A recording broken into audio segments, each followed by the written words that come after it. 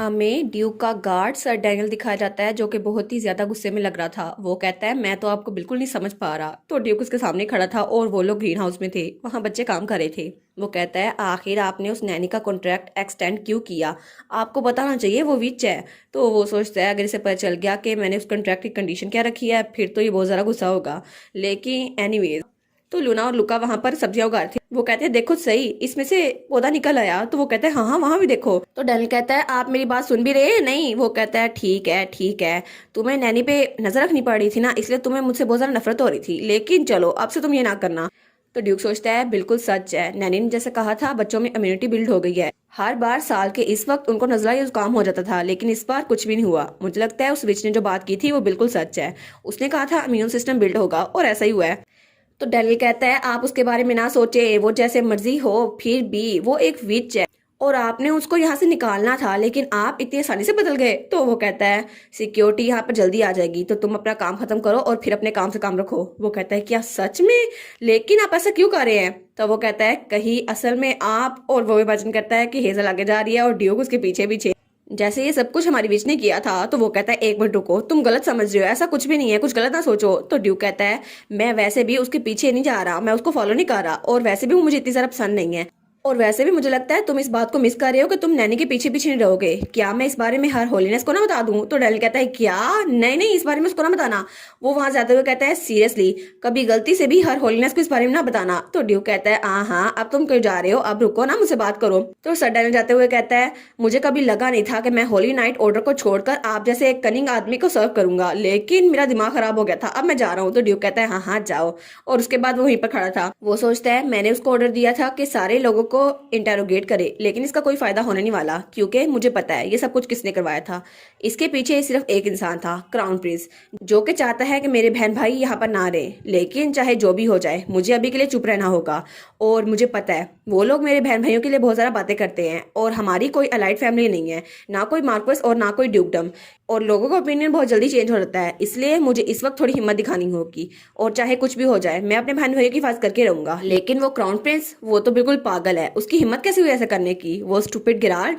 और तब हमें महल का सीन दिखाया जाता है जब कोई कहता है तुम स्टूपिड इंसान, और वहां पे क्राउन प्रिंस झुका हुआ था। उसका नाम था गिराल्ड वेलेरियन, और उसकी आंखें भी हमारे ड्यूक और हमारी लूना की तरह पर्पल थी। तो उसका फादर उसके सामने था। वो कहता है आखिर तुम्हारी हिम्मत कैसे हुई, तुमने मुझसे डिस्कस किए बगैर ये काम कर दिया। और वो था एम्परर एल्बर्ट वेलेरियन। वो कहता है तुम्हारा दिमाग तो खराब नहीं हो गया?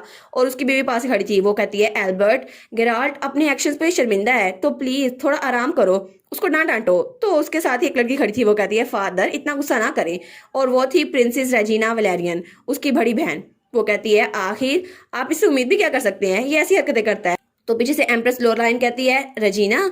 तो एम्पर कहता है गिराल्ड तुम्हें पता भी है तुमने ये सब कुछ क्या किया, और आखिर तुम ये क्यों कर रहे थे? वो कहता है ओ वो मुझसे गलती हो गई ना, मुझे बस भेजना था, मुझे लगा था मैं उसको मरवा दूंगा।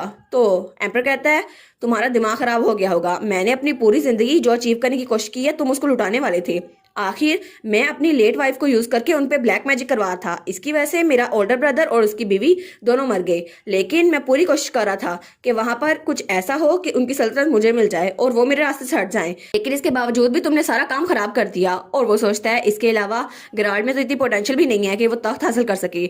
और वो कहता है सिर्फ तुम्हारी वजह से मैंने प्रिंसेस के लिए भी ये रूल बनाया कि वो तख्त हासिल नहीं कर सकती, और तुमने तुमने ये किया सिर्फ इसलिए ताकि उसकी छोटी बहन लूना वो वहां की वारिस ना बन जाए, इसलिए मैंने ये रूल ऐड किया, और इस वजह से मेरी बेटी भी यहाँ की वारिस नहीं बन सकती। और तब वो चाय फेंकते हुए कहता है तुम्हारी हिम्मत कैसे हुई सब कुछ करने की, तुम तो बिल्कुल बेवकूफ हो। तो तब वो कहता है एलियोट की मूवमेंट को रिस्ट्रिक्ट करने के लिए मैंने तो प्रिंसेस रेजिना का राइट भी छीन लिया ताकि वो फैमिली हेड ना बन जाए, लेकिन पता नहीं कहाँ से अचानक लुका आ गया, तीसरा बेटा, जो कि वहां का दूसरा वारिस बन सकता है ड्यूक के बाद। तो क्राउन प्रिंस सोचता है डैम इट, मुझे पहले पता था ऐसा कुछ होगा। तो उसकी बहन उसकी तरफ बड़ी तंजीम मुस्कुराहट से देखती है। तो एम्पर कहता है मैंने उसको मरवाने के लिए कितनी बार ही बैटलफील्ड में भेजा, लेकिन कोई फायदा नहीं हुआ, हर बार वो बच के वापस आ जाता था, और मेरा बेटा वो तो किसी काम का है ही नहीं। फिर एम्पर कहता है मुझे लगता है गिराल्ड के साथ मेरी कन्वर्सेशन बहुत ज्यादा लंबी होने वाली है, तो तुम वापस जाओ रेजिना, और लोरलाइन तुम भी वापस जाओ उसके साथ ही। तो उसके बाद प्रिंसेस और एम्प्रेस दोनों वापस जा रही थी, और एम्पर और प्रिंस वहां पर खड़ा था। तो तब वो लोग बाहर निकल आए थे। तो प्रिंसेस कहती है आपको तो पता ही ना गिराल्ड का दिमाग खराब हो गया है ना, उसको रॉयल डॉक्टर को दिखाना चाहिए, वैसे भी मुझे लगता है उसका दिमाग थोड़ा स्लो है। तो आपको नहीं लगता लेडी रोलाइन? तो फिर वो कहती है ओ माई, मेरी जुबान फिसल गई। मुझे फिर से लगा कि आप अभी तक मेड हैं, इसलिए मैं आपसे ऐसे बात कर रही थी। तो एम्प्रेस कहती है क्या तुम मेरी बेइज्जती कर रही हो?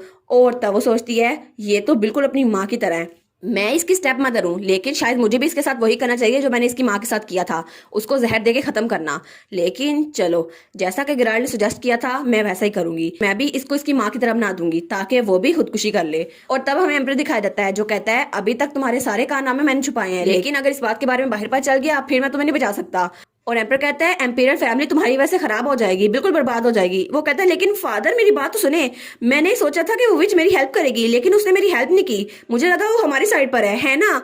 और मेरा गोल तो सिर्फ ये था कि बच्चों को किडनैप करूं और थर्ड सन को विच की पावर की वजह से किडनैप करके यहाँ पर ले आऊं, लेकिन उस विच ने हमारी हेल्प नहीं की।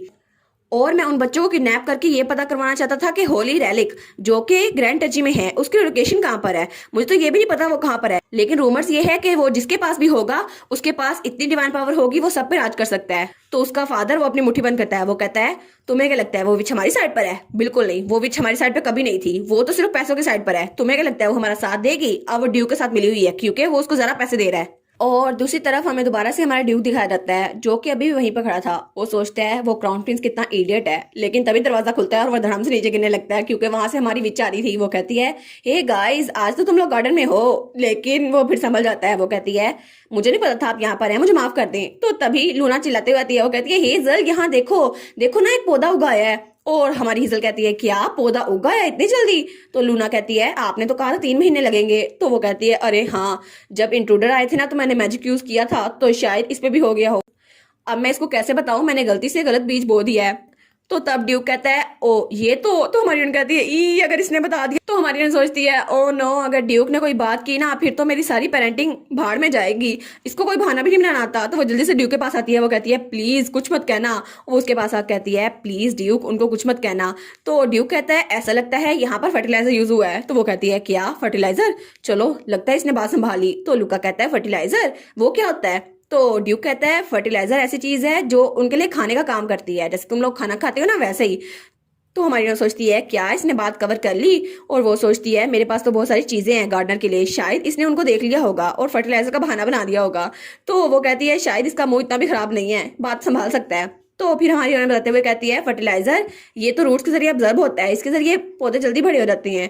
और फिर उसको दिखाते हुए कहती है ये देखो ये है फर्टिलाइजर, इसकी वजह से पौधा जल्दी उगेंगे। और वो सोचती है चलो अच्छा हुआ मेरी एक्सप्लेनेशन काम कर गई।